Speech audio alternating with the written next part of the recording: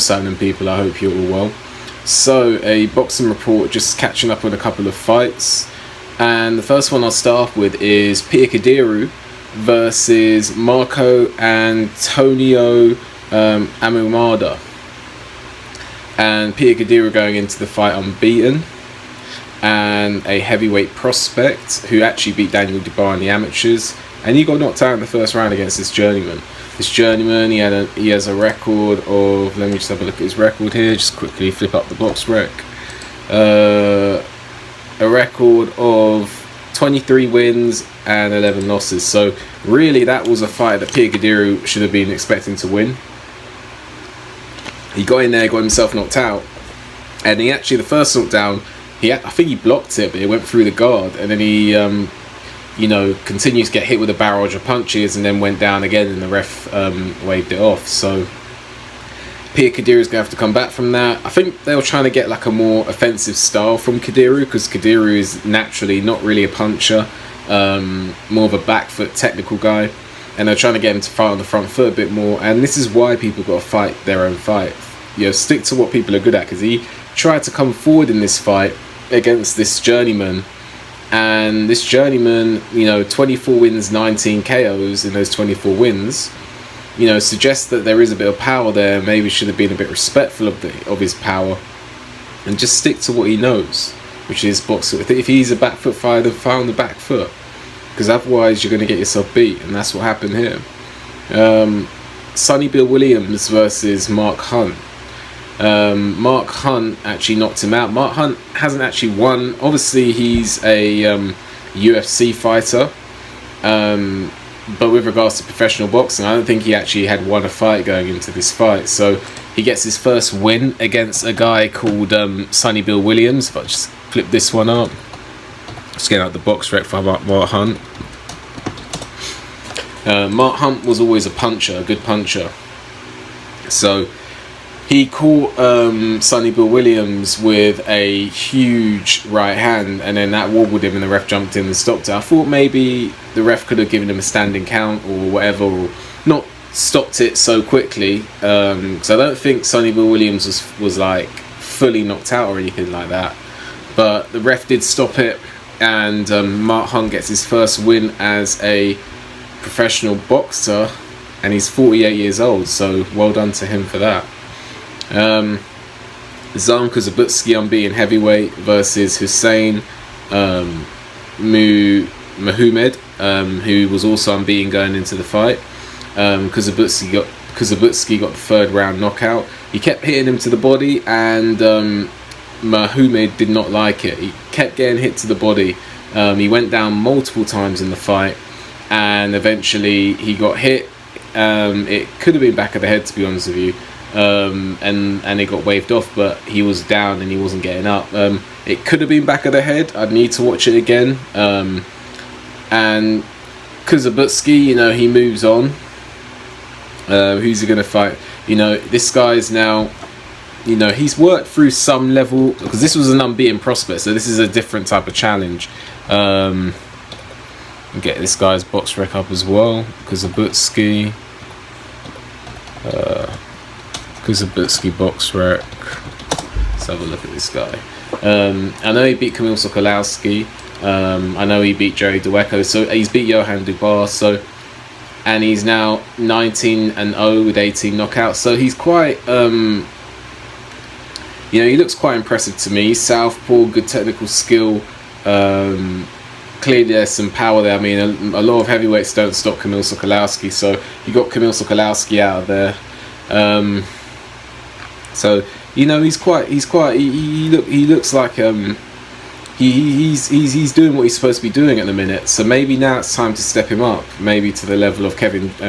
See what he looks like against Kevin Johnson, or someone like that, and then step him up to the likes of Marius Wack. See how he gets on. Maybe he's ready for Marius Wack now. Probably is. He beat Marius Wack, so maybe put him in there against Marius Wack next, and then try and even go a bit further than that, and maybe step him up to the likes of, I don't know, Gerald Washington, Robert Helenius, that type of level, and then see where it goes. But he gets the third round knockout. Dmitrii Bivol beat Gilberto Ramirez. big size difference in that fight. Apparently Ramirez, you know, may have been weighing over 200 pounds in that fight, and he's a light heavyweight, so that's crazy. It just shows you how some of these fighters like get down in weight, and then get back up in weight for the fight night, which is crazy, you know. 200 pounds on the night when he's a light heavyweight at 175, so he's putting on you know, 25 pounds between the weigh-in and the fight. That's crazy how he could even get down to that weight. And apparently he used to fight super middleweight as well. But either way, Bivol gets the win. People talking about Bivol versus Beterbiev. That's a great fight. A great fight. A fight where Beterbiev is getting older. Bivol's got the technical skill. I think Bivol actually has some power there, because I see him back Canelo up against the ropes and put some... I know Canelo's not, you know, always fine at light heavyweight, but he backed Canelo up against the ropes and he was getting Canelo's attention. Bivol, technical skill, power, and although he doesn't look huge to me at light heavyweight. Let me just see, the phone's going off.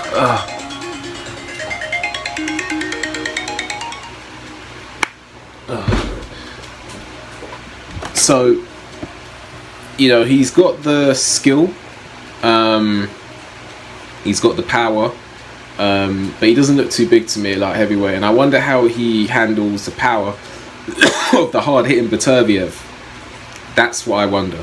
How is he going to react if he's hit hard by Beterbiev? Lastly, Justis Huni, he beat Leutele by decision. He got the decision. And let me just say, Bivol won his fight by 12-round decision as well. Justis Huni won his fight against Leutele by decision. And he looked a little bit... there was a moment in the fight where some people may have scored that as a knockdown. It got ruled not as a knockdown, but in the 4th round, it got ruled as a slip, I think, or something like that. But Leutele was having his moments in that fight, and let me just say that Huni seemed to be in the pocket, but when he's fighting at distance, it looks more comfortable. And let me just say, against someone like Leutele, I mean, Leutele to me did not look particularly tall. I'm just going to get his box rec up so I can see his height.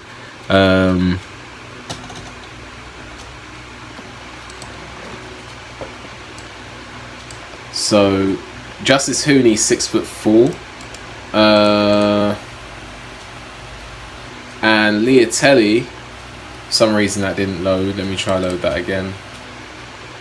So his height's not listed, but he looks shorter than Huni, and I think he, when Huni was jabbing him, it looked good. When Huni was throwing the punches from range, it looked good. So why not just fight like that against a smaller guy? Because as what happened with Kadiru was fighting a fight that's not really his fight, and he got knocked out. This didn't happen to Justis Huni, but it could happen. I don't think Justis Huni is a guy who should really be... It's always good to have in your arsenal, you know, the ability to fight on the inside, but if that's not your main strength, and especially if you're fighting a smaller guy and you've got the height and the reach and you're good at that, why move away from that? Perhaps he's trying to sell more tickets in Australia, or, you know, try and become more known by having an exciting style. But at the end of the day, getting the win is getting the win. So I think that Justis Huni would have been better off just to fight on the back foot, popping out a jab, and then fighting that fight, because he only gave Leutele more opportunity, and that's what's going to happen if he's in the pocket more. But either way, Justis Huni gets the win. He moves on. So that's pretty much it. Make sure you like the video, make sure you subscribe to the channel, make sure you leave a comment, hit the notification bell so you get a notification when I make a new video, and I'll see you on the next video.